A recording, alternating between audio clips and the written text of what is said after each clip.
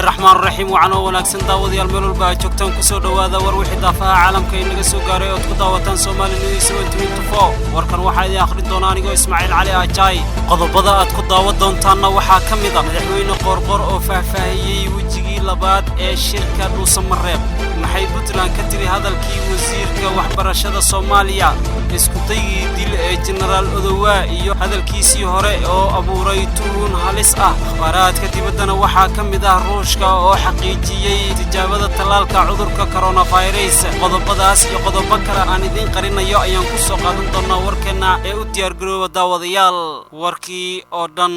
wasiirka waxbarashada dawlad goboleedka Puntland mudane Cabdullaahi Maxamed Xasan ayaa ka jawaab celiyay hadalkii dhawaan ka soo yeeray wasiirka wasaaradda waxbarashada Soomaaliya mudane Cabdullaahi Koodax Barre ee ahaa in dawladda federaalka aysan shahaado siin doonin ardayda Puntland wasiirka waxbarashada Puntland ayaa tilmaamay in Koodax Barre uusan awood u lahayn in uu shahaadooyinka ka hor istaago ardayda Puntland balse wuxuu garabka ku dhuftay shahaadadu haday tahay mid uu leeyahay wasiir Koodax Barre isaga ayay xor u tahay inuu diido balse hadii ay tahay shahaado Soomaaliyeed awood uma lahan inuu ka hor istaagi karo ardayda Puntland ayuu yiri wasiir Cabdullaahi Maxamed Xasan sidoo kale wuxuu intaasi ku daray in hadallada wasiir Koodax Barre ay niyad jabinayaan ardayda Soomaaliyeed ee wax ka baratay gaar ahaan kuwa maamulka Puntland isaga oo xusay dad badan oo aqoon-yahano ah inay ka xumaadeen jawaab uu siiyay gabar kamid ah ardayda Puntland ee sanadkan gashay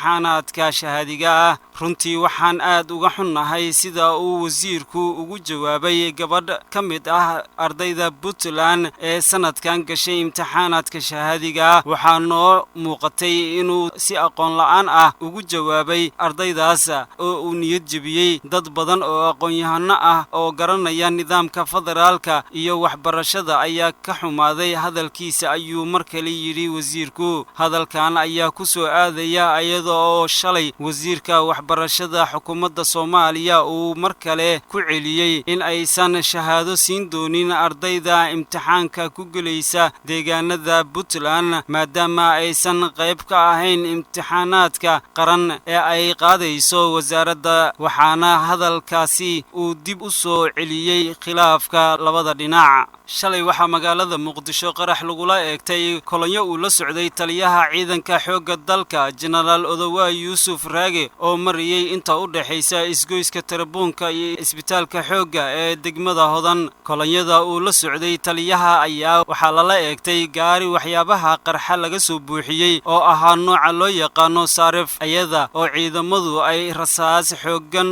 ku fureen gaariga ka hor inta uusan qarxin taasi oo fashilisay ujeedka laga lahaa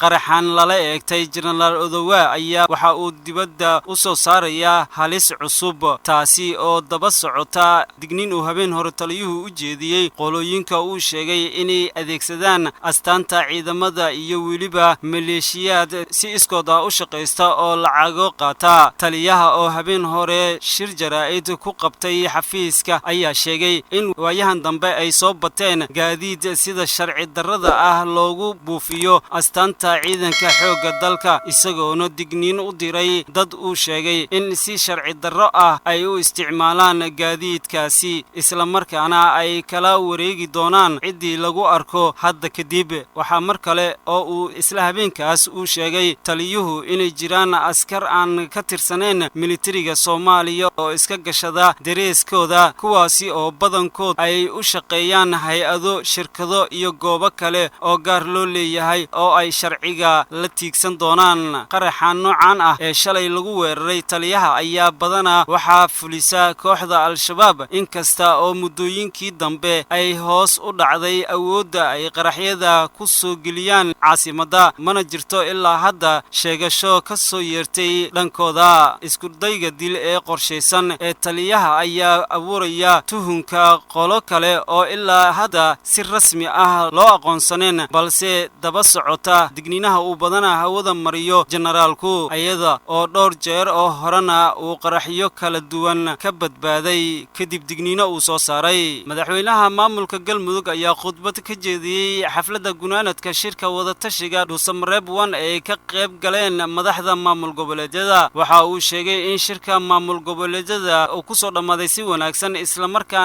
markaana maalmaha soo socda uu furmi doono shir kale oo ay ka soo qayb gali doonaan madaxda dawladda dhexe ee Soomaaliya waxa noo furmi doona wajigii labaad ay ka soo qayb gali doonaan sida aan rajeynayno madaxda dawladda federaalka in maalmaha soo socda noo furmo insha Allah ayuu yiri madaxweyne Qorqor waxa uu intaasi ku sii daray reer Galmudug warankoodii yaanbay ka tunteen waxaan nabad ahayn oo ay ka shaqeynayaan ma jirto haddii dhexdooda tahay iyo haddii Soomaali dhexdeeda tahay madaxweynaha Soomaaliya Maxamed Cabdullaahi Farmaajo iyo ra'iisul wasaare Xasan Cali Khayre ayaa waxa ay aqbaleen dalabkii madaxda dawlad goboleedyada ee ku aadanaa inay ka qayb galaan shir looga tashanayo arrimaha doorashooyinka kaas oo lagu qabanayo magaalada Dhuusamareeb madaxda maamul goboleedyada ayaa dhammaantood ku sugan magaalada Dhuusamareeb waxaana qodobada ku jiray warmurtiyeedkii ay soo saareen ka mid ahaa in madaxda dawladda iyo dawlad goboleedyada ka tashadaan arrimaha doorashooyinka iyo amniga xarunta cilmi baarista ee Ruushka waxay sheegtay inay si guul leh ku dhameystirtay tijaabooyinkii caafimaad ee ugu horeeyay ee adduunka ee talaalka cudurka coronavirus Hatim Tresov oo ah agaasimaha macadka Ruushka ee caafimaadka iyo cilmiga biologiga ayaa sheegay in tijaabooyinka caafimaad ee talaalka ay si wanaagsan ku dhamaatay isla markaana ay tahay guul ay gaareen shacabweynaha Ruushka badbaadada talaalka waa la xaqiijiyay waxay ka dhigan tahay guul weyn oo ku saabsan cudurka coronavirus waxaan sii wadi doonaa dadaalkeena ayuu yiri agaasime Hatim Tresov sidoo kale saynisyahanada Shiinaha iyo Thailand ayaa sidoo kale u tartamaya siday u bilaabi lahaayeen wajiyo cusub oo ay ku soo saari lahaayeen talaaladooda ee suurtagalka ah ee COVID-19 Ruushka ayaa xaqiijiyay 719,449 oo ah kiisaska COVID-19 waa dalka afaraad ee ugu xun adduunka cudurka coronavirus warkii aad ku daawanayseen Somali News 724 daawadayaal waa naga inta si wararka iyo muuqaalada aan soo gelino page kan idin soo gaaro subscribe kan balaalkana taabo sina shirkada si asxaabtaada kale u gaarto